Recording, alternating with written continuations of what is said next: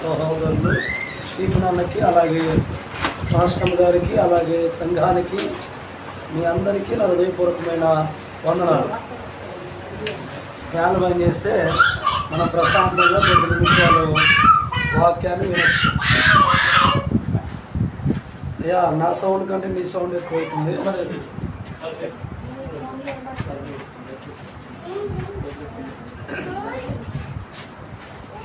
Right, మంచిది. అందరు బాగున్నారా? మాట్లాడి కొద్దిగా బాగున్నారుగా. అసలు లెక్క అయితే ఈ పూట జనం పెరగాలి అంటే మీరు ఇంటికి పోయిన తర్వాత మంచి వాక్కులను మీ ఇంట్లో వాళ్ళకి వినిపిలే అంతేనా? లేదా నువ్వు పనికి పో, నీ ప్రార్థన పోతాని చెప్పారు. అర్థమైందా నా మాట మీకు? నిన్న చెప్పిన ప్రసంగంలో ఒక్క మాట అయినా మీ శ్రీవారికో లేకపోతే మీ కుటుంబ సభ్యులకో ఎవరికైనా చెప్తే వాళ్ళు ఈ పూట మీతో ఉంటే కనుక నిజంగా మీరు వాక్యాన్ని విని హృదయంలో భద్రపరుచుకున్నట్టు. క్రియలు లేని విశ్వాసం నేను చెప్పకూడదు, మీరు అర్థమవుతుందా? రైట్, మంచిది. మధ్యలో వదిలిపెట్టేట్లే. కానీ నిన్న మనం మాట్లాడుకున్న అంశాన్ని ఈ దినం కూడా మనం మాట్లాడుకుందాం. ఎబెసీ పత్రిక 4వ అధ్యాయం 15వ వచనం. ఎబెసీ పత్రిక 4వ అధ్యాయం 15వ వచనం. చదువు. ప్రేమ కలిగి సత్యము చెప్పుచు, చిన్నగా నిదానంగా. ప్రేమ కలిగి సత్యము చెప్పుచు క్రీస్తు వలె ఉండుటకు మనం అన్ని విషయంలో ఎదుగుదము. రైట్, చెప్పా కదా, మీ సంఘం ప్రేమ కలిగిన సంఘమే. మీ సేవకుడు సేవకురాలు మీకు సత్యాన్ని బోధిస్తున్నారు. కాకపోతే మనం క్రీస్తు వలె జీవించాలి. ఎవరి వలె? మా ఇంట్లో ఒక పెద్ద ఆయన ఉన్నాడండి, మా తాతగారు ఉన్నాడండి. అచ్చం ఆయనలాగే పంచగట్టాలి, నేను ఆయనలాగే మాట్లాడాలి, ఆయనలాగే జీవించాలి అని అనుకుంటున్నానంటే అవన్నీ వ్యర్థమైన మాటలు. మనం క్రీస్తు వలె జీవించాలి. హల్లెలూయా. క్రీస్తు వలె జీవించడం అంటే ఈ లోకంలో ఆషామాష విషయం కాదు. క్రీస్తు వలె జీవించడం అంటే అంత చాలా సులభమైన పని అసలుకే కాదు. ఒక వ్యక్తిలాగా జీవించడం అంటే ఆయన జోకులు వేస్తే మనం జోకులు వేయచ్చు, ఆయన సీరియస్గా ఉంటే మనం సీరియస్గా ఉండొచ్చు, ఆయన అందరికీ దానం చేస్తుంటే మనం కూడా దానం చేయొచ్చు, ఒకరికి సహాయం చేస్తుంటే మనం కూడా ఒకరికి సహాయం చేయొచ్చు, ఒక ఆయన గొడవకి వెళ్తుంటే మనం కూడా ఆయనతో కర్రబట్టుకొని గొడవకి వెళ్ళొచ్చు. కానీ యేసు వలె జీవించడం చాలా కష్టం.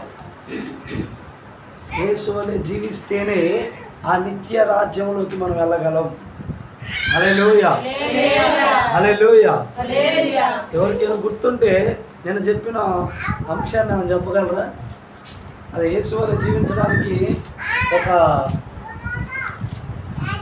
7 పద్ధతులు ఉన్నాయి. యేసులాగా జీవించాలంటే 11 పద్ధతులు ఉన్నాయి. దాంట్లో ఒక పద్ధతిని మీకు వివరించాను. ఏంటిది అది? ఎక్కడ వదిలిపెట్టేశారు? శ్రమపడే అనుభవం మనకు కావాలి. యేసు ప్రభు తన తల్లి గర్భం దాల్చినప్పుడు, పిండముగా ఉన్నప్పుడు శ్రమపడ్డాడు. తాతకి శిశువుగా పుట్టినప్పుడు శ్రమపడ్డాడు. యవన వయసుకు వచ్చినప్పుడు శ్రమపడ్డాడు. ఆఖరి దినాల్లో మన కొరకు రక్తం కార్చే ఆఖరి నిమిషంలో కూడా మన కొరకు ఆయన శ్రమ పడ్డాడు. హల్లెలూయా.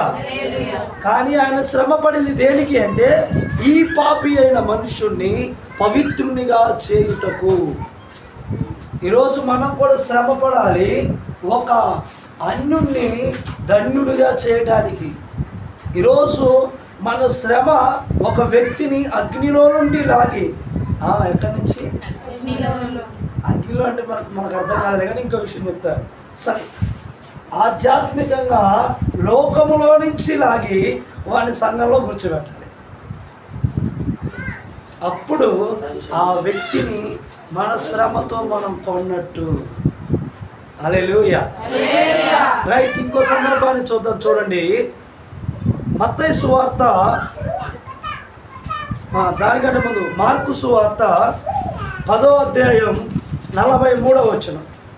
మార్కు సువార్త 10వ అధ్యాయం 43వ వచనం చదువు. మీలో అలా ఉండకూడదు, మీలో ఎవడైనను గొప్పవాడై ఉండగోరిన ఎడల. బాగా వినండి, ఏమంటున్నాడు భక్తుడు రాస్తున్న మాట. మీలో ఎవడైతే గొప్పవాడై ఉండాలో వాడు పరిచర్య చేయవలెను. పరిచర్య అంటే ఏంటి తెలుసా మీకు? పని, అది దైవికమైన పని, దేవుని పని. పరిచర్య అంటే ఏదో బైబిల్ పట్టుకొని ఓ పాటల పుస్తకం పట్టుకొని అయ్యగారులకు సంఖ్యలో పెట్టుకొని ఇంటింటికి పోయి ప్రార్థన చేసి ఏదో వాళ్ళు ఇచ్చిన కానుక తీసుకొని మళ్ళీ వచ్చి మందిరంలో కూర్చొని వదిలేయటం, ఇది పరిచర్య కాదు. ఈ పరిచర్య మీరు చేయాలి. సేవకుడు చేసే పరిచర్య వేరే, సంఘము చేసే పరిచర్య వేరే. ఇప్పుడు మన దగ్గరకు వద్దాం. మీరు ఏ పరిచర్య చేస్తున్నారు? ఆ సౌండ్ ఏమపడుతుంది, మీ సౌండ్ ఏమనపట్లేదు. నా మాట అర్థమవుతుందండి? ఇప్పుడు మీరు గొప్పలు కావాలా వద్దా? యేసు ప్రభువే తండ్రి అయిన దేవుని దగ్గర నుంచి తన కుమారుడు భూమికి దిగి వచ్చి ఆయన పరిచారకుడుగా మారి అక్కడ జరుగుతున్న సిచ్యువేషన్లో యేసు ప్రభు ఏమంటారు, ఒక కండవ తీసుకొని ఆయన నడుము కట్టుకొని ఒక పాత్రలో నీళ్లు తీసుకొని ఇంకొక పాత్రలో చిన్న జగ్గులో నీళ్ళు తీసుకొని వారి పాదాలు కడుగుతూ యేసు ప్రభు వారు ఉన్నారు. హల్లెలూయా. ఉన్నారా? టెన్షన్లో అటు జరగమాకండి, మీరు ఇక్కడే ఉండండి. రైట్, మరలా చెప్తున్నారు. యేసు ప్రభు వారు ఒక పాత్రలో నీళ్ళు తీసుకొని ఒక తుండుగొడ్డను నడుముకి కట్టుకొని వారి పాదాలన్నీ కడుగుతూ వెళ్ళాడు. ఎందుకో చెప్పేదా? మీరందరూ సమానమే, నేను మీతో సమానం. హల్లెలూయా. ఇంకా మీకు అర్థం కాదని చెప్తా. ఆయన గొప్పవాడు కనుక మనం గొప్పవాళ్ళం కావాలి. ఆయన పరిచారకుడు కనుక మనం పరిచారకుడిగా మారాలి.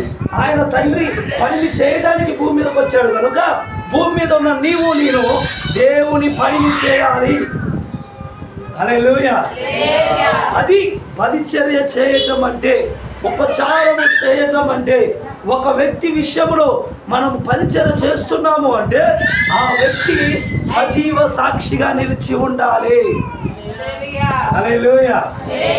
ఈరోజు యేసు ప్రభు మన కంటి కనబడట్లే, అయినా మనం ఎందుకు యేసు ప్రభు నమ్ముతున్నామంటే ఆయన సజీవ సాక్షిగా ఉన్నాడు.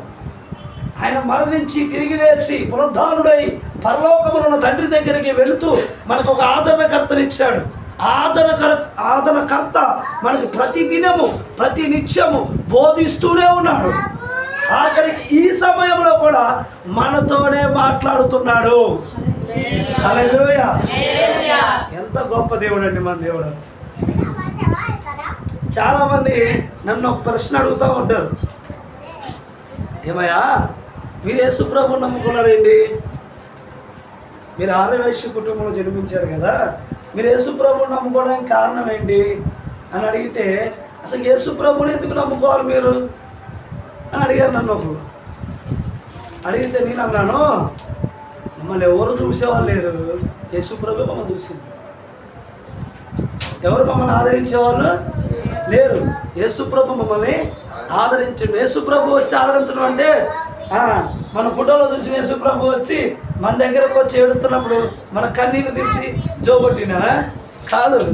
యేసు ప్రభును నమ్మిన ఒక బిడ్డ వచ్చి దైవికమైన ప్రేమను మాకు చూపించడాన్ని బట్టి మేము ఆ దైవికమైన ప్రేమకు ఆ పరిచర్యకు మేమే బద్ధులమైపోయినాం. హల్లెలూయా. ఆ ప్రేమను బట్టి మేము దేవుని సన్నిధికి దగ్గరగా మార్చబడ్డాం. ఈరోజు నువ్వు చూపించే ఇతరుల పట్ల నువ్వు చేసే పరిచర్యను బట్టి వారు నీ దగ్గరికి వస్తారు. ఓకే, ఇతరుల పరిచర్య మనం వదిలేద్దాం. సంఘంలో నీ పరిచర్య ఏంటి? నా 14వ ఏట నేను బాప్తిసం తీసుకున్నా. నాకు ఒక కళ వచ్చింది. ఆ కళలో నేను సేవకునేటట్టు ఓ పెద్ద మందిరం, పెద్ద హాలు, ఆ హాల్ నిండా ప్రజలు ఉన్నట్టు, నాకు పెళ్ళైనట్టు, మా తమ్ముడికి పెళ్ళైనట్టు ఎన్ని కళ వచ్చింది. కళ వచ్చిన తర్వాత కొన్ని రోజులు అయిన తర్వాత లేదు లేదు నేను ఎట్లయినా పరిచర్య చేయబోతుండే అని చెప్పి బాప్తిసం తీసుకున్నాను. తీసుకున్న తర్వాత మా తమ్ముడితో చెప్పా, తీసుకునే ముందు మా తమ్ముడితో చెప్పా, అరే తమ్ముడు, కళ్ళలో నువ్వు కూడా బాప్తిసం తీసుకుని కనపడదు నాకు. హలో వింటున్నారా? కళ్ళలో నువ్వు కూడా బాప్తిసం తీసుకుని కనపడదంటే, అయితే నీకు కనపడ్డా నాకు కనపడ్డా ఒకటే, అందుకని నేను కూడా తీసుకున్నాను. నాతో పాటు మా తమ్ముడు కూడా బాప్తిసం తీసుకున్నాను. దేనికో తెలుసా, మనం పరిచర్యకు నియమించబడ్డాం, పరిచర్య చేయడానికి. ఇంకా మీకు ఒక విషయం చెప్తా వినండి. నేను పరిచర్య చేయకూడదని ఎన్నిసార్లు అనుకునేవాడిను. ఎందుకో చెప్పారా? పరిచర్య చేయాలంటే ఒక సేవకుడు ఎంత కష్టపడాలో నాకు తెలుసు. మా ఆత్మీయ తండ్రి గారు చిట్టుబాబయ్య గారు, మా పెద్దయ్య గారు సైకిల్ మీద సువార్తకి వెళ్ళేవాళ్ళు. ఎన్ని గ్రామాలు తిరిగారు సైకిల్ మీద, ఒక డ్రమ్ము కట్టుకొని. నా చిన్నప్పుడు నన్ను కూడా ముందు ఒక కడ్డీ మీద కూర్చోబెట్టుకొని సైకిల్ కడ్డీ మీద మా భాష గారు కొడుకులు నన్ను వెనకాల ఒకళ్ళు ముందు ఒకళ్ళు కూర్చోబెట్టుకొని నన్ను మా తమ్ముడిని తీసుకెళ్ళిన రోజులు ఉన్నాయి. ఇంత కష్టమైన పరిచయం నేను చేయాల్సిన అవసరం నాకు లేదనుకునేవాడిని. మా భాష గారు ఒకరోజు మీటింగ్ పెట్టాడు. ఆ మీటింగ్ డబ్బులు సరిపోలే, అప్పు అయింది. అప్పు అయితే ఆ అప్పు ఇచ్చిన ఆయన కొన్ని రోజులు ఆగలేకపోయి ఏం చేశాడంటే, పాస్ గారు సైకిల్ దొక్కుండా పోతుంటే ఆ సైకిల్ తీసుకొని పోయాడు. దేని కింద? డబ్బుల కింద. అమ్మో, ఎంత ఘోరమైన పరిచర్య, మనమేడ చేస్తాం అని చెప్పి ఇంకా ఘోరం ఉండేది. ఇంకా చెప్పుకుంటే మనకు తెలిసిందే కదా సేవకులకి. అయితే ఆ రోజు ఇవన్నీ చూసి నేను చిన్ననాటి నుంచి, నా 6వ నెలల నుంచే నేను దేవుని సన్నిధిలో పెరిగాను. అందుకని నాకు వాళ్ళ మా ఆత్మీయ తల్లిదండ్రులు పడ్డ బాధ, కష్టం, ఇరుకు, ఇబ్బంది అన్నీ ఎరిగిన వాడిని నేను. అయితే ఏమైందంటే, నేను సేవకి వెళ్ళకూడదు అనుకున్నా. అప్పుడు నాకు 6,000 జీతం వచ్చేది. ఎంత? పైన 6,000 వచ్చాయి నాకు. ఎంత మొత్తం? 12,000 వస్తుంటే ఇప్పుడు సేవ పోయి ఏం చేస్తాం మనం? ఆడికి పోతే ఎవరు కానికేస్తారో తెలియదు, ఎవరు కానికేస్తారో తెలియదు. అసలుకి నాకు చూపించలేరు. ఊరు మామూలు ఊరు కాదు. మా తాతయ్య అనేవాడు, అరే చింతపిల్లలు పొరపాటు నువ్వు మాత్రం రామాకు దేవుడు చెప్పిండని పావలా కూడా కానికేరాడని చెప్పేవాడు. ఎందుకు చెప్పండి? మా అమ్మమ్మ అప్పుడు చర్చికి వెళ్ళేది. నాకు తెలిసి మా తాతయ్య పావలా కూడా ఇస్తుండో ఇవ్వట్లేదు కానికేయడానికి. అందుకే నా మాట చెప్పుకుంటాడని నేను అనుకుంటే. మా అమ్మమ్మ చెప్పేది అప్పుడప్పుడు, మా తాతయ్య కానికేయడానికి డబ్బులు ఇచ్చేవాడు కాదురా, మా తమ్ముళ్ళు ఎప్పుడైనా నాకు పండగకి డబ్బులు ఇస్తే ఆ డబ్బులు దాచిపెట్టుకుని అన్నైతే కూడా ఛాన్స్ అని చెప్పింది మా అమ్మమ్మ. అప్పుడు తాపు కొంత కానికేసేదాన్ని అని చెప్పి. అంటే నేను వెళ్ళిన ఊర్లో ఆలో కూడా కానికేయరని చెప్పేవాడు. మా ఓనరు, అంటే నేను అప్పట్లో పని చేసేవాడు కదా, ఆ షాప్ ఓనర్ అనేవాడు, ఎరా నీకు 6,000 వస్తున్నా, ఆ ఊరు వెళ్తే మీ తాతయ్య పావలా కూడా కానికేయరని చెప్పారు కదా, అందుకే ఆ ఊరు వెళ్ళొద్దు, కాబట్టి నీకు 10,000 ఇస్తా అని చెప్పిండు.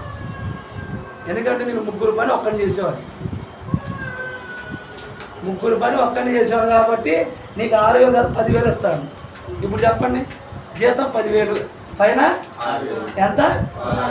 ఎప్పుడు ఇది? నా 14వ ఏట 16,000 జీతం. ఇప్పుడు నన్ను వెళ్ళమంటారా సేవకు ఉండమంటారా?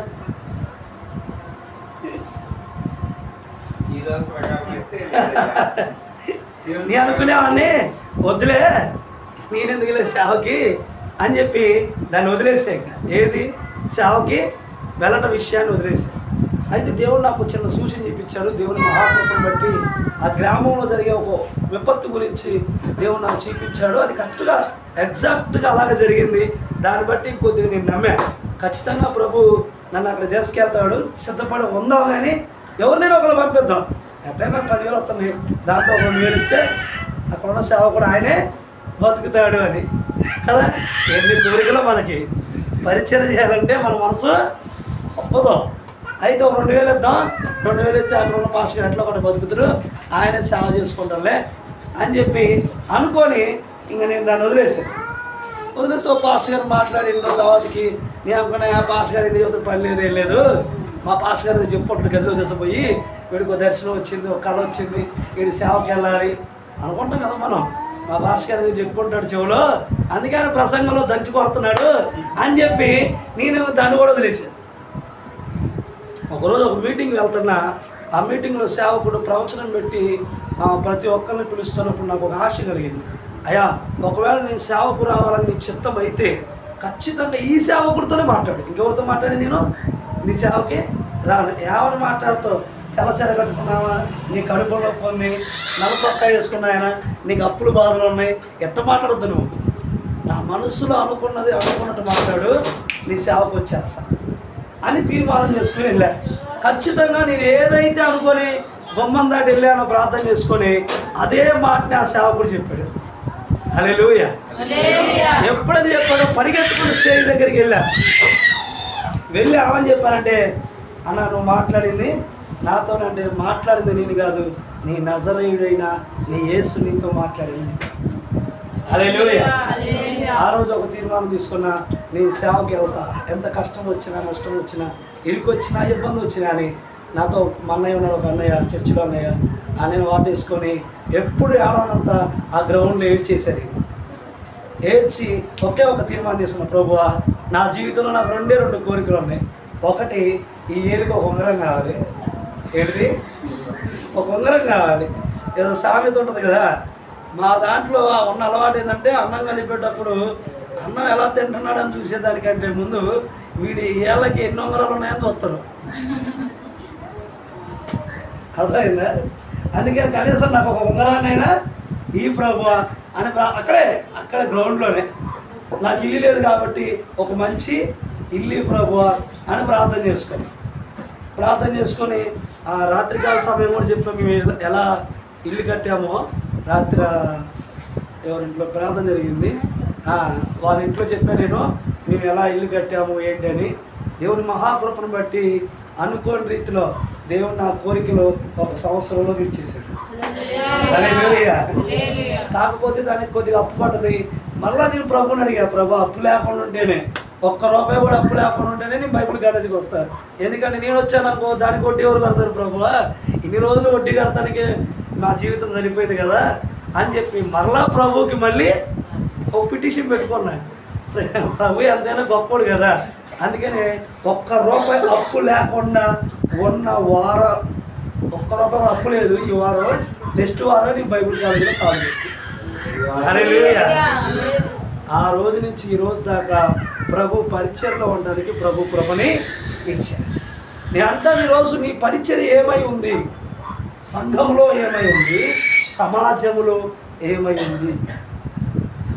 నువ్వు చేసే పనిని బట్టి నీకు ప్రతిఫలం దొరకాలా వద్దా? ఎందుకమ్మా ఇన్ని రోజులు భక్తిని చేస్తాం, ఇన్ని రోజులు ఎక్కడెక్కడ వారిమో ఒక చోట కూడుకొని మనం దైవ భక్తిని నేర్చుకుంటున్నాం, కానీ ఇది వ్యర్థమైపోవుట నా యేసు ప్రభుకి ఇష్టం లేదు. హల్లెలూయా. మీకు ఒక విషయం చెప్తా, పైన పరలోకంలో జరిగే సిచ్యువేషన్ మీకు ఒకసారి అర్థమైనట్టు చెప్తా. మీరు ఎంతమంది విషయం లేదో కానీ ఆ విషయం చెప్పచ్చో లేదో. ఇప్పుడు ఒక జడ్జి గారు ఎక్కడ కూర్చుంటాడు? జడ్జి గారు తెలుసా మీకు? కోర్టులో ఎక్కడ కూర్చున్నాడు? జడ్జి పైన కూర్చుంటాడు, కిందేమో ఒక లాయర్ ఉంటాడు, బోర్డులోనేమో ముద్దాయిలు ఉంటారు. రైట్. ముద్దాయి ఎవరో కదా నువ్వు నేను అనుకుందాం కాసేపు. లాయర్ ఎవరు తెలుసా? యేసు ప్రభు. జడ్జి ఎవరు తెలుసా? తండ్రి అయిన దేవుడు. ఇప్పుడు యేసు ప్రభు అంటాడు, అయ్యా చూసావా నేను ప్రస్తుతానికి మీ పేరు సిరి గారి కొరకు నేను రక్తాన్ని కార్చాను, అగో వారు ఈరోజు మందిరంలో కూర్చోడానికి నేనే రక్తాన్ని కార్చానయ్యా. ఆమె ఎంతో ప్రార్థనా పరురాలు, ఆమె కొద్ది సమయాన్ని తన కుటుంబాన్ని కట్టుకోవాలి, తన కుటుంబాన్ని దైవికంగా పెంచుకోవాలి, తన కుటుంబంతో సహా సన్నిధిలో ఉండేలాగా నాకు సహాయం చేయి ప్రభువా అని యేసు ప్రభు తండ్రి అయిన దేవునికి జ్ఞాపకం చేస్తాడు. హల్లెలూయా. అప్పుడు తండ్రి అయిన దేవుడికి ఏదైనా కొన్ని సందర్భాల్లో ఒకవేళ సిరి గారు ఏదైనా తప్పు చేశారు ఇంకో కోపం వచ్చింది యేసుప్రభు ఏం చేస్తాడు తెలుసా మీకు? ఎమ్మటే ఆయనకు వచ్చే కోపానికి ముందుగా నేను చేతులెత్తి చూపెడతాడయా మా బిడ్డ కొరకు మీ గాయాన్ని భరించి. హల్లెలూయా, హల్లెలూయా. అలాగనే మన ప్రతి ఒక్కరి కొరకు ప్రభు తన గాయాలను చూపిస్తూ తండ్రి ఉగ్రతను ఆపు చేసి తెలుసా? నీ కుటుంబం నా కుటుంబం దేవుని పనిలో ఉండుటకు. హల్లెలూయా. మరలా చెప్తున్నా, ఇన్ని వేల మంది ఉంటే దేవుడు మనల్ని పిలుచుకోవడానికి కారణం అని తెలుసా? మనం మాట్లాడితే అద్భుతం జరిగింది, మనం మాట్లాడితే స్వస్థత కలుగుతాయి, మనం మాట్లాడితే మనం పని చేస్తే దేవునికి మహిమ కలిగిద్ది. హల్లెలూయా. కాదు మనకన్నా గొప్ప వాళ్ళు, చదువు వచ్చిన వాళ్ళు, డిగ్రీ చదివిన వాళ్ళు, పోలీసు వాళ్ళు, లాయర్లు, జడ్జిలు బొచ్చిన మంది ఉన్నారు. కానీ మనం పిలుచుకోవడానికి కారణం ఏంటో తెలుసా? నువ్వు నిలబడితేనే దేవునికి మహిమ కలిగిద్ది. హల్లెలూయా. చేపలు పట్టే వాళ్ళని ఎందుకు ఎన్నుకున్నాడు తెలుసా దేవుడు మీకు? అదే ఒక న్యాయాధిపతి లాంటి వాళ్ళు, లేకపోతే ఆయన పేరు నికోదేము లాంటి వాళ్ళు ఎన్నుకొని తన శిష్యులుగా పెట్టుకోవచ్చు కదా. పెట్టుకోకుండా ఏం చేశాడు?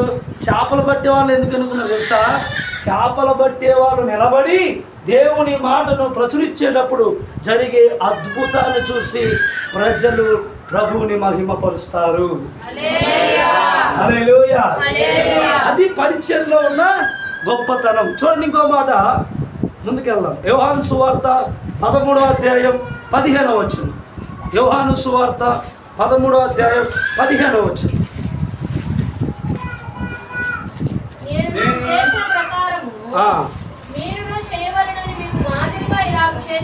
ఏంటంట?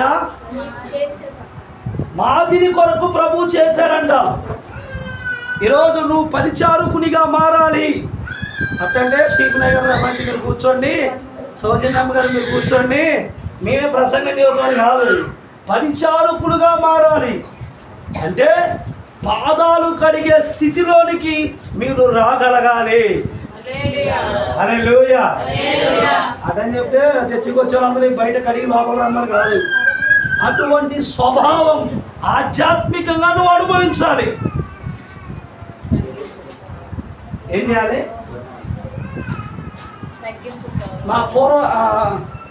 మా తాతల నాడు పెళ్ళిలో ఎవరైతే బావ అక్కని చేసుకుంటాడో ఆయన పాదాలు కడిగేవాళ్ళు. తెలుసా మీకు ఎవరికైనా? అమ్మా కడుగుతారా లేదా? ఇప్పుడేం కడుగుతారు కొంతమంది. అంటే మన క్రైస్తవుల ఆచారం లేదు కానీ చెబుతున్నాం మీకు. ఎందుకు కడుగుతారు తెలుసా మీకు? తెలుసా ఎవరికైనా? రేపు పొరపాటున ఏందో కూర ఉప్పేరే సరిగ్గా అని వాళ్ళ బావ ఏమన్నా అంటే బావకి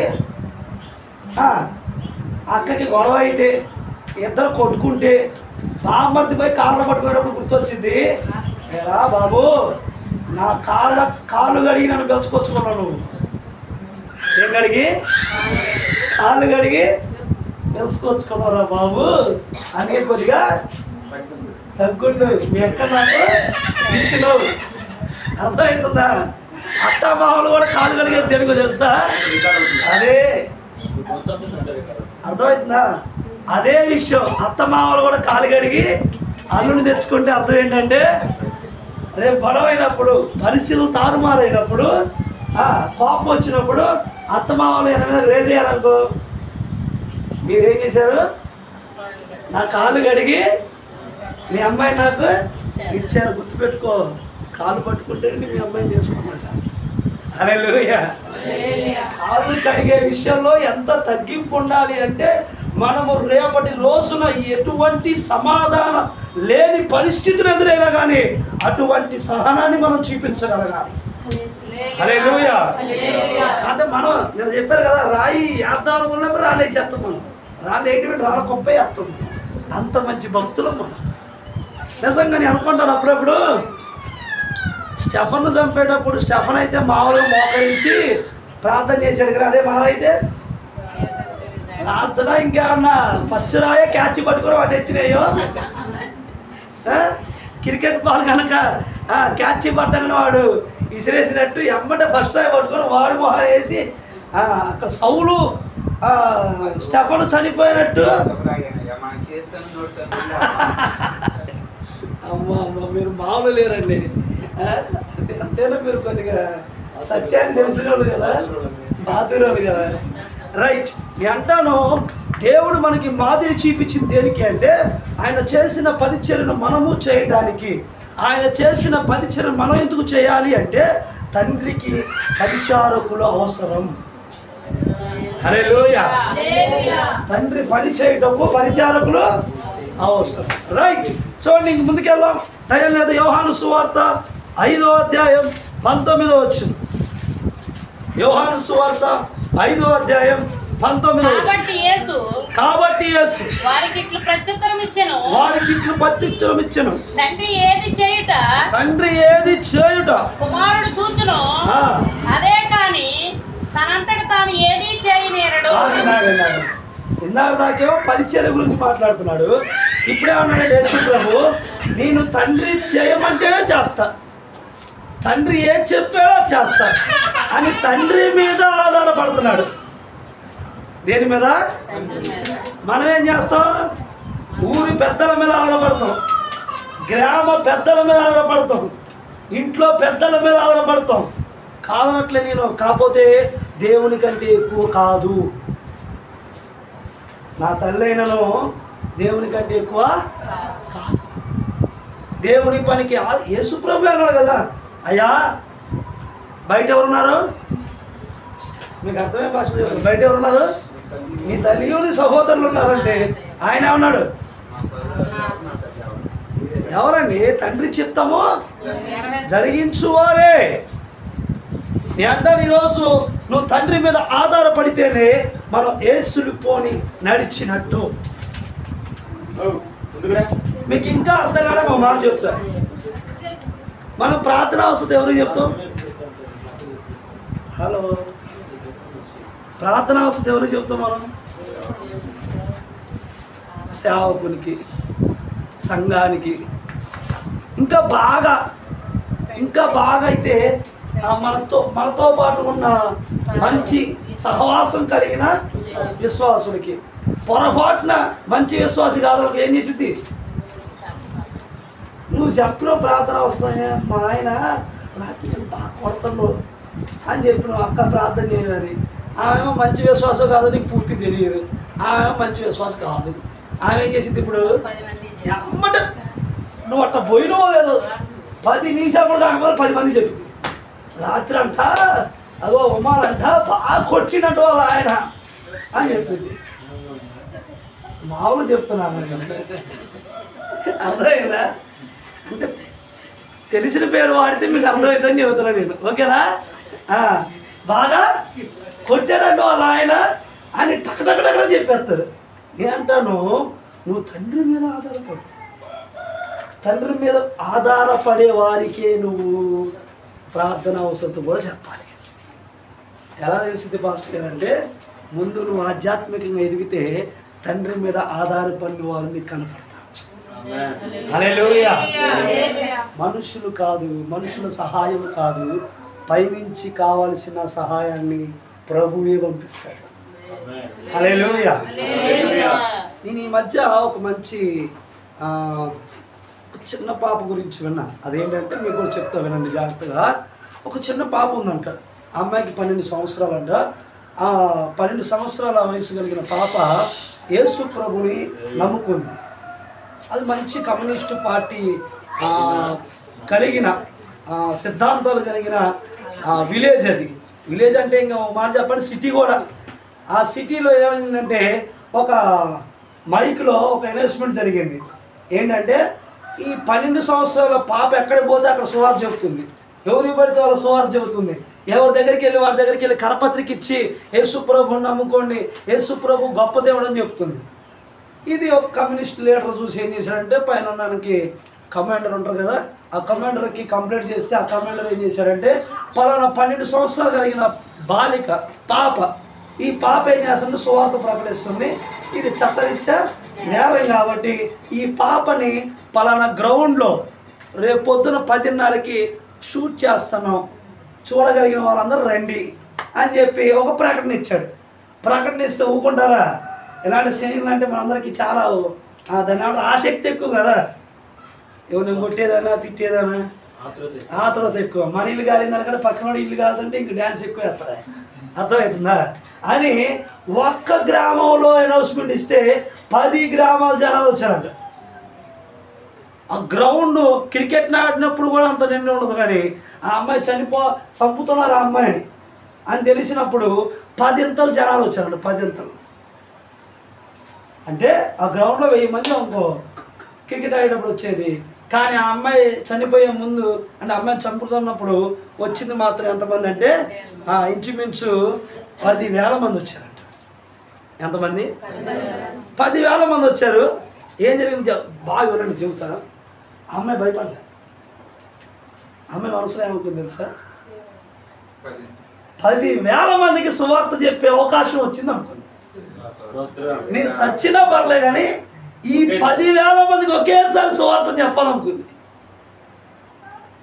దానికి ఇంకా వాళ్ళ పౌరుషం ఎక్కువ వచ్చి ఈ అమ్మాయిని ఖచ్చితంగా చంపాలి అని చెప్పి గ్రౌండ్ మధ్యలో ఆ అమ్మాయిని నిలబెట్టి మంచి షూటర్ అంటే బాగా గురిపెట్టి కాల్చేవాడిని ఒకరిని పిలిపించి ఆ అమ్మాయి కరెక్ట్గా నుసుటుకు తగిలేటట్లుగా గన్ను గురిపెట్టి నించున్నాడు. ఇంకా ఏం లేదు, 1 2 3 అనగానే వాడు అమ్మంటే గన్ను నొక్కగానే బుల్లెట్ బయటకు వచ్చి అమ్మాయి చచ్చిపోతుంది. అంత గురిలో పెట్టినా నువ్వు యేసుప్రభు గురించి చెప్పాలని చెప్పి వదిలిపెడతా అంటే ఆమె తెలుసా అమ్మాయి నేను యేసుప్రభు గురించి ప్రకటిస్తా, చచ్చినా పర్లేదు కానీ యేసుప్రభు గురించి ప్రకటిస్తానని ఆమె బిగ్గరగా ఓపికంతా తెచ్చుకొని ఆమె అరిసి ఒకటే చెప్పిందంట, యేసుప్రభువే నిజమైన దేవుడు అని చెప్పిందంట. ఎమ్మటే వాడు గన్ను ఎమ్మటి తీసి 1 2 3 చెప్పాడు, తక్కువ కాల్చేశాడు. 10,000 మందికి సువార్త చెప్పిన ఆమె ఇప్పుడు ఏమైపోయింది? చచ్చిపోవాలా ఏం కాదు. మీరు అంతే, మీరు ఇట్లే ఉంటారు. అదే చెప్పింది. దేవుని ఆత్మ ఎంత బలంగా పనిచేసిందంటే అక్కడ 10,000 మంది ఒకేసారి క్లాప్స్ కొట్టి అన్నారంట యేసు ప్రభు గొప్ప దేవుడు అన్నారు. ఎందుకు తెలుసా? కాల్చిన బుల్లెట్ అక్కడే ఆగిపోయింది. అద్భుతము చేయగలిగిన వాడు మన దేవుడు, సజీవుడు మన దేవుడు. మనకి కంటి పాపకి కొద్దిగా రగులుతేనే ఒప్పుకోడు ఆయన. నిన్ను ముట్టినవాడు నా కనుగుడ్డును యథార్థంగా దేవుని పని చేసి తండ్రి మీద ఆధారపడి 10,000 మందికి ఒక్క సెకండ్లో చెప్పిందని సువార్త.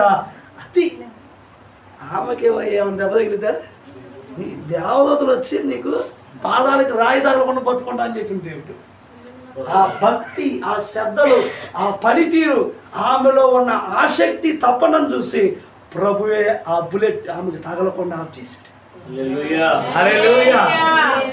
అందరూ దిగేటప్పుడు అంట స్టేడియం నుంచి దిగేటప్పుడు అందరూ మాకు బాప్తీసం కావాలి, మాకు బాప్తీసం కావాలని ఇన్ని రోజులు ఆమె చేసిన పరిచర్యకు ప్రతిఫలం ఒకే రోజు 10,000 మంది బాప్తీసం తీసుకున్నారు. హల్లెలూయా. నువ్వు తండ్రి మీద ఆధారపడగలిగితే, తండ్రి నువ్వు ఏదడిగితే ప్రభు నీకు అందిస్తాడు. ఒక గ్రామాన్ని కాదు, ఒక జిల్లానే కాదు, ఒక రాష్ట్రాన్ని కాదు, ప్రపంచాన్ని సహితం ప్రభు మన చేతుల్లోకి ఇవ్వగలడు. కాకపోతే నీలో తండ్రి మీద ఆధారపడే ఆఖరి నిమిషం వరకు నువ్వు తండ్రి మీద ఆధారపడాలి. అర్థమైందా? ఈ లోకంలో ఉన్న తండ్రి రొట్టెని అడిగితే రాత్రినిచ్చునా అలా ఉంటుంది, చేపను అడిగితే పామునిచ్చున్నాడు బాగుంటుంది. అంతే కదా. ఇప్పుడు నా కొడుకు వచ్చి మొన్న ఏమన్నాడంటే మరి వాడికి ఏమనిపించింది తెలియదు. ఎప్పుడు నేను బయటకు వచ్చినా ఏం మాట్లాడి ఏడుతున్నా కానీ బయటకు వచ్చామన్నాడు, నాన్న నువ్వు రేపు వచ్చేటప్పుడు బొమ్మ తెస్తారా అన్న. ఏమి ఇప్పుడు వచ్చేటప్పుడు కాదులే, మొన్న ఒక మీటింగ్కి వెళ్ళేటప్పుడు మీటింగ్ అయిపోయింది, తెల్లారు వచ్చా, వాడు నిద్రపోయిండు. నేను వెళ్ళేసరికల్లా మళ్ళీ నేను వచ్చేటప్పటికి వాడు నిద్రపోయిండు. ఒకరోజు అయిపోయింది, మళ్ళీ నాకు ఈ మాట గుర్తుకొస్తుంది. ఏది? బొమ్మ తీసుకుందాం. అమ్మ వీడు బొమ్మ అడిగింది లేనిపోయింది, ఇక్కడికి బొమ్మలు తెసపోవాలి ఏదో ఒకటి, మరీ కాస్ట్లీ కాకపోయినా కనీసం ఒక 100 రూపాయలైనా తీసుకెళ్ళాలి అని అనుకోగా ఒక బొమ్మ కనపడింది షాప్లో, రోడ్డు మీద షాప్లో.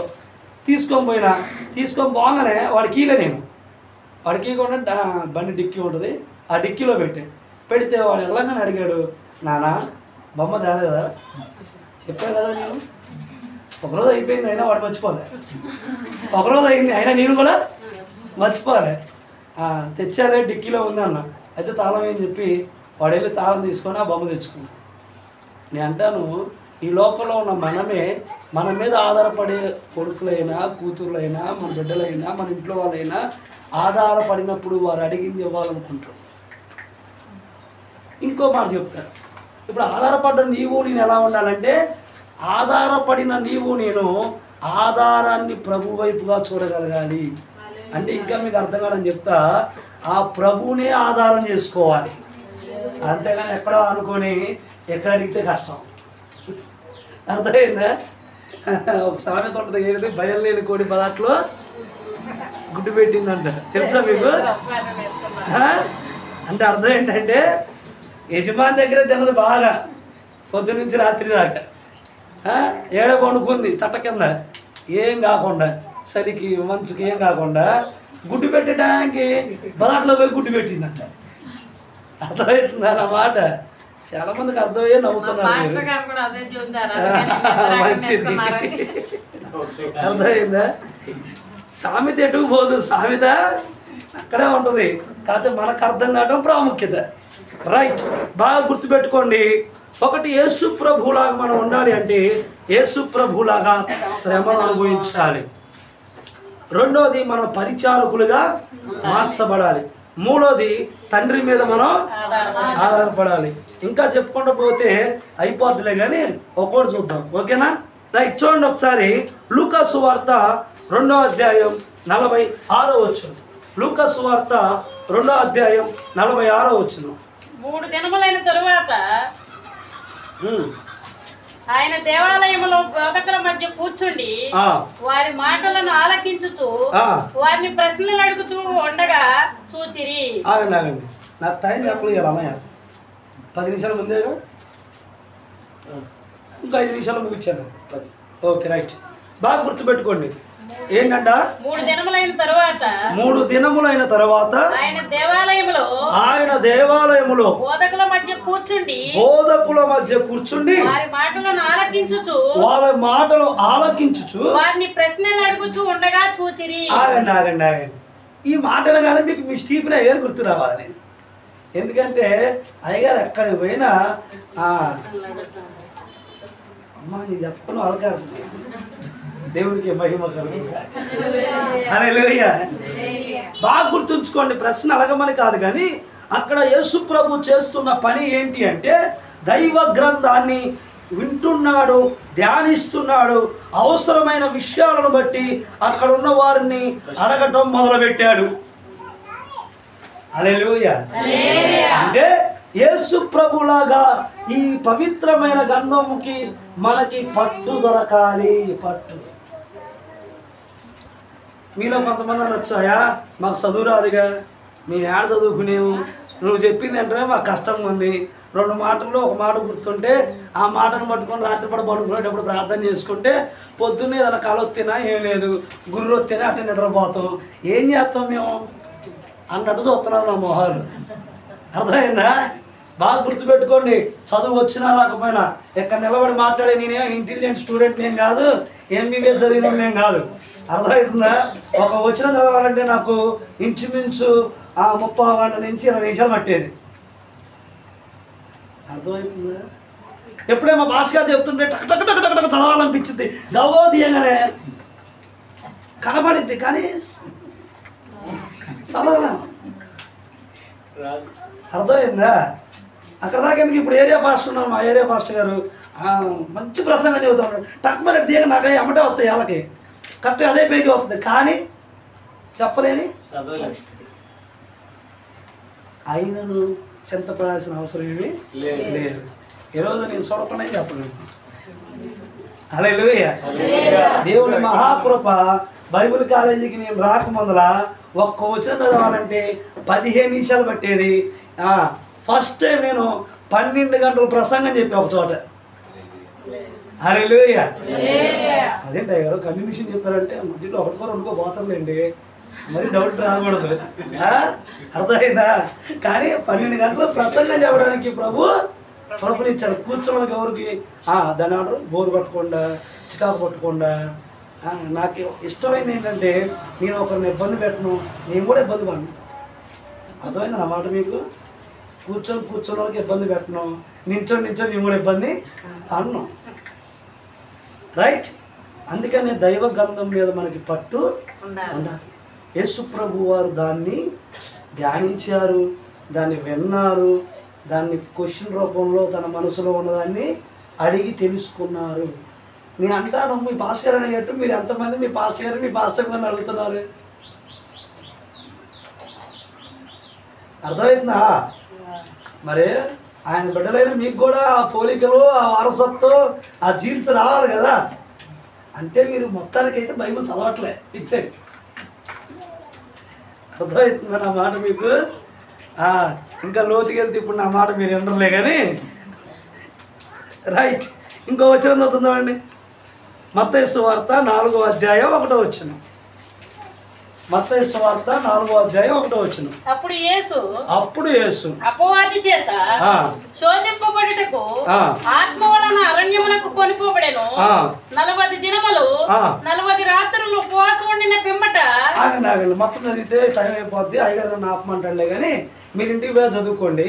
బాగా గుర్తుపెట్టుకోండి, బైబిల్ చదవటం వల్ల లాభం ఏంటి, బైబిల్ ధ్యానించడం వల్ల లాభం ఏంటి, బైబిల్ వాక్యాలు వినటం వల్ల లాభం ఏంటి, మనం క్వశ్చన్ చేయటం వల్ల లాభం ఏంటి అంటే అసలైన లాభం ఇదే. అపవాదిగాడు మనం శోధించే సమయానికి దైవ గ్రంథములో ఉన్న లేఖనము మనకి ఆయుధముగా ఉపయోగపడింది. హల్లెలూయా. సాతాను ఏమంటున్నాడు తెలుసా? యేసు ప్రభు దగ్గరికి వచ్చి ఉపవాసం ఉన్న సమయంలో యేసు ప్రభు వారి దగ్గరికి వచ్చి అంటున్న మాట ఏంటంటే, నువ్వు ఆకలి కూడా ఉన్నావు కదా, ఈ రాయిని రొట్టిగా చేసుకొని తింటాడంటే ఆయన ఏమంటాడో తెలివిగా, మనిషి రొట్టె వల్ల కాదు కానీ దేవుని నోటి నుంచి వచ్చే మాట వల్ల. ఎందుకు వచ్చింది ఆ మాట యేసు ప్రభుకి అంటే దైవ గ్రంథము లేఖనమును దేవుడు యేసు ప్రభువారు ఇచ్చిన దైవ గ్రంథాన్ని ధ్యానించాడు. హల్లెలూయా. నువ్వు ఆపదలో ఉన్నప్పుడు, సహాయం కొరకు వెయిట్ చేస్తున్నప్పుడు, బాధలో ఉన్నప్పుడు, ఓదార్పు కావాల్సినప్పుడు, ఎటు దిక్కుతోలని పరిస్థితిలో ఉన్నప్పుడు ఆ వాక్యమే నీకు దీపముగా, ఆ వాక్యమే నిన్ను ఆదరించేదిగా, ఆ వాక్యే నిన్ను బలపరిచేదిగా, ఆ వాక్యే నిన్ను నిలబెట్టేదిగా, ఆ వాక్యే నిన్ను సజీవ సాక్షిగా నిలబెట్టగలిగినది ఈ శక్తివంతమైన వాక్యమే. హల్లెలూయా. అంటాను నువ్వు బైబిల్ ఎంత చదవగలిగితే, ఎంత వినగలిగితే, ఎంత ధ్యానించగలిగితే. మీకు విషయం తెలుసా? ఇప్పుడు మీలాంటి చదువు లేని వాళ్ళ కోసమే పొద్దున్న నుంచి మేము కష్టపడుతున్నాం. ఒక టాకింగ్ బైబిల్ ఎంతమో మీ అయ్యగారు చెప్పే ఉంటాడు, మాట్లాడే బైబిల్ అన్నమాట. అది 5,000 రూపాయలు. అది ఎంత? 5,000 రూపాయలు కాదు. ప్రభు కృపను బట్టి మనకి అది 500కి వచ్చింది. హల్లెలూయా. ఎంత? 500కి మనకి దేవుని కృప మన మీద ఉంది కాబట్టి మనం చదవలేకపోయినా వినటానికి అది మన దగ్గరికి వచ్చింది. నేను అంటాను మీ ఫోన్లో అయినా ఉంటుంది, బైబిల్ ఆడియో వ్యాపారం కొడితే వస్తుంది, కాకపోతే దానికి నెట్కి వచ్చేది. నెట్ ఉంటే అది వచ్చింది. ఇది అనుకో సెల్ ఫోన్లో వేసుకుని రేడియో అన్నట్టు యోహాను ఎలా బయలుదేరాడు, ఎలాగ పద్మాసు దీపంలో ఉన్నాడు, ఎంత గాఢ నిద్రపోయాడు, ఐతుకు ఎక్కడి నుంచి పడ్డాడు, ఇవన్నీ వింటూ నేర్చుకోగలుగుతాం. హల్లెలూయా. అది కావాలంటే మీ భాష గారిని సంప్రదించండి. మీ భాష గారికి కూడా తెలుసు. నేను కూడా అదే ప్రయాసం. ఇప్పటికి ఇంచుమించుగా 30 బైబుల్ తీసుకుని వెళ్ళాను నేను. అంటే మీలాగా చదువుకోలేని వాళ్ళకి వినిపించడానికి వాళ్ళకి చేరజేస్తూ ఉంటాను. హల్లెలూయా. పోతే పోండి, పోకపోతే పోయేవాడిని ప్రోత్సాహం చేయండి. కనీసం మనం వాళ్ళ దగ్గర కూర్చొని పొద్దుకు చదవలేము కాబట్టి చదివేదానని ఇవ్వాలి వాళ్ళ దగ్గరికి. ఏంటి చిన్నప్పుడు చిలక జోషి చెప్పేవాళ్ళు, ఏమమ్మా చిలక బయటికి రా, బయటకు వచ్చి రామారావు గారి కథ ఏందో చెప్పాను అంటే ఆ చిలక ఏం చేసింది, ఒక అట్ట మొక్క తీసి పెట్టిద్ది బయట. బా మీరు అందరూ బాగా వినిపించుకోవాలి అయితే చిలక విషయాలు. అర్థమవుతుందా? దైవ గ్రంథం మీద మనకి పట్టు ఉండాలి. యేసు ప్రభు వారు శ్రమ పడ్డారు, యేసు ప్రభు వారు పరిచారకులుగా ఉన్నారు, యేసు ప్రభు వారు చెప్పండి తండ్రి మీద ఆధారపడ్డారు, యేసు ప్రభు వారు గంధం మీద పట్టును కూడా అది రైట్. ఆఖరిగా ఒక మాట చూసుకొని మనం ముగించుకుందాం. ప్రభు చిత్తం అయితే మిగిలిన ఎప్పుడైనా వచ్చినప్పుడు మనం మాట్లాడుకుందాం. రైట్. చూడండి ఒకసారి మత్తయి సువార్త 14వ అధ్యాయం 23వ వచనం. మత్తయి సువార్త 14వ అధ్యాయం 23వ వచనం. మరొకరు మార్కు సువార్త 1వ అధ్యాయం 35వ వచనం. మంచి నేలను విత్తబడిన వాడు వాక్యము విని గ్రహించువాడు అట్టి వారు సఫలులై ఒకడు 100 ఒకడు 60 ఒకడు 30 ఫలించిన నేను. చాలు. మరొకరు మార్కు సువార్త 1వ అధ్యాయం 35వ వచనం. ఆయన పెద్దకడనే లేచి ఇక్కడ చాలా చీకటి ఉండగానే బయలుదేరి అరణ్య ప్రదేశమునకు వెళ్ళి అక్కడ ప్రార్థన చేయుచుండెను. చాలు చాలు బాగా వినండి. యేసు ప్రభు వారు శ్రమ పడ్డారు, యేసు ప్రభు వారు పరిచారకుడిగా ఉన్నారు, యేసు ప్రభు వారు తండ్రి మీద ఆధారపడ్డారు, యేసు ప్రభు వారు గంధం మీద బైబిల్ వాక్యాల మీద ఆయనకు ఒక పట్టు ఉంది. ఆఖరిగా యేసు ప్రభు పెందలకాడని వేసి ప్రార్థన చేశారు. హల్లెలూయా. ఇప్పుడు చెప్పండి అసలు విషయం, మీలో ఎంతమంది పెందలకాడలే చెప్తారు? అసలు పెందలకాడ అంటే ఏంటి? 9ంటికి ప్రార్థన 9ంటికే కదా. 9ంటికి లేచి 10 నిమిషాలు రెడీ అయ్యి వాస్తవంగా చెప్తా వినండి ఒక మాట. నేను షాప్లో పనిచేసేటప్పుడు నేను చెప్పాను కదా, 3 మనుషుల పని నేను ఒక్కనే చేసేవాడిని కదా. రాత్రి ఖచ్చితంగా 8ంటికే షాప్ బంద్ చేయాలి. వాళ్ళు బంద్ చేయబడి నేను షట్టర్ వేసి వెళ్ళిపోతాను. అర్థమైంది అన్నమాట మీకు? వాళ్ళు బంద్ చేయలేదు అనుకో, నేను వెళ్తున్నా అని చెప్పి షట్టర్ లాగి తాళాలు వేసి వెళ్ళిపోయేవాడిని. ఎందుకంటే 8:30కి మాకు చర్చి ఉండేది. ఖచ్చితంగా 8ంటికల్లా తాళం వేసేవాడిని, 10 నిమిషాల్లో స్నానం చేసేవాడిని, రెడీ అయ్యేవాడిని. మా చర్చి దగ్గరలోనే చర్చికి వెళ్ళేవాడిని, పట్టాలు వేసేవాడిని, పాటలు పాడేవాడిని. మా మాస్టర్ గారు ఎవరు రాలేదు కదా అంటే, మీకు ఎందుకండి మీరు ప్రార్థన చేయండి నేను పాట పాడతానేవాడిని. వచ్చేది ఆగ పాడేవాడిని. పుస్తకాన్ని ముందు వేసుకోండి రావుగా మనకి ఎట్టేను మొత్తం పాడి పాడి పాడి పాడి పాడి కొంతమంది అదే నీకు పాట పాట వచ్చారు అనేవాళ్ళు. ఒక పాట పాడేవాడిని నేను. ఏంటిదంటే అది నజరేయుడు నా యేసే పాట పాడినప్పుడు, సియోను శిఖరాగ్రము నీ సింహాసనమాయేనా సియోనులో నిన్ను చూడాలని. ఇప్పుడన్నీ ఇంత మంచిగా వచ్చు, అప్పుడు అట్లా పాడేవాడిని కాదు. అర్థమైందా? ఒక్కొక్క పదాన్ని పక్కన పెట్టుకొని సియోనులో నిన్ను చూడాలని అట్లా పాడేవాడిని. అట్లా పాడుతుంటే అందరు నవ్వేవాడిని, అరే నీకు పాట వచ్చారా అని. అందుకే అందరు రాకముందులే పాడేవాడిని నేను పాట. అందరు అన్నారని నేను ఎప్పుడు ఫీల్ కాలే. అర్థమవుతుందా? అందరూ తెలుసు. ఒక పెద్ద సభలో నేను పాట పాడుతున్నా, ఎట్లా వచ్చిందంటే అబ్బాయి క్యాసెట్ రికార్డ్ చేస్తే ఒక 100 క్యాసెట్లు అమ్ముడు పోతాయి అన్నట్టు వచ్చింది పాట. ఏమన్నా ఎన్నో ఆ రోజు మధ్యలో ఆపేశారు. ఎట్లుంటుంది? బాధపడలేదు. ఎందుకో తెలుసా?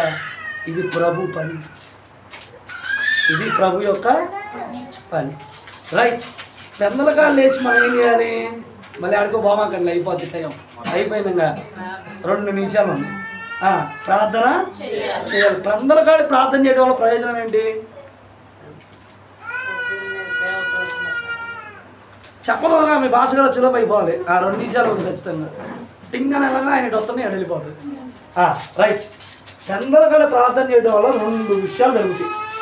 ఒకటి, నువ్వు చేసే ప్రార్థన ప్రభు సన్నిధికి చేరింది. ఇంకొకటి, నువ్వు ప్రభు వలె ప్రార్థించడం నేర్చుకుంటావు. హల్లెలూయా. ప్రార్థన వినుడి పావనుడా, ప్రార్థన మాకు నేర్పుమయా. ప్రార్థన వినుడి పావనుడా, ప్రార్థన మాకు నేర్పుమయా. శ్రేష్టమైన భావము గూర్చి శిష్య బృందము శ్రేష్టమైన భావము గూర్చి శిష్య బృందము పరముడా నిన్ను ప్రణుతించ ప్రియమ ప్రభు యేసు ప్రార్థన నేర్పుమయా పరముడా నిన్ను ప్రణుతించ ప్రియమ ప్రభు యేసు ప్రార్థన నేర్పుమయా ప్రార్థన వినుడి పావనుడా ప్రార్థన మాకు నేర్పుమయా. అర్థమైంది నా మాట మీకు? ఉదయకాలం ప్రార్థించడం వల్ల ప్రభు సన్నిధికి మన ప్రార్థన ధూపము వలె, నైవేద్యము వలె, పాప పరిహార్థ బలి వలె, నా దహన బలి వలె ఇంపైన సువాసనగా మన ప్రార్థన పరములున్న ప్రభువుకు చేరింది. ప్రభు కూడా ఏం చేస్తాడంటే ఎంత పిల్లకాయలు చేశాడు కాబట్టి వీడు నా కొడుకు, వీడు నా కుమార్తె అని ఆయన ప్రార్థన మీకు నేర్పిస్తాడు. మనం ఏం చేస్తామంటే అందరిలాగా సర్దిగా పొద్దున్నే 8ంటికి లెగుస్తాం, 7:30కి లెగుస్తాం, 6:30కి లెగుస్తాం. ఇంకేముంది ఆ అమ్మ వచ్చి తలుపు కొట్ట పాలు వచ్చినాయని ఈ నాన్న వచ్చేమో పని ఉందంటాం.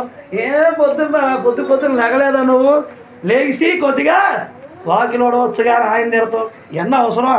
పెందల కాడి లేచి మనం ప్రభు పనిని పాదాలను వదిలిపెట్టకుండా ఉండగలిగితే ప్రతి విషయంలో మనంత ధన్యులు ఇంకెవరు ఉన్నారు. అట్టి కృప ప్రభు మనందరికీ, సంఘానికి, ప్రాముఖ్యంగా మన కుటుంబాలకి ప్రభు దయచేయునుగాక.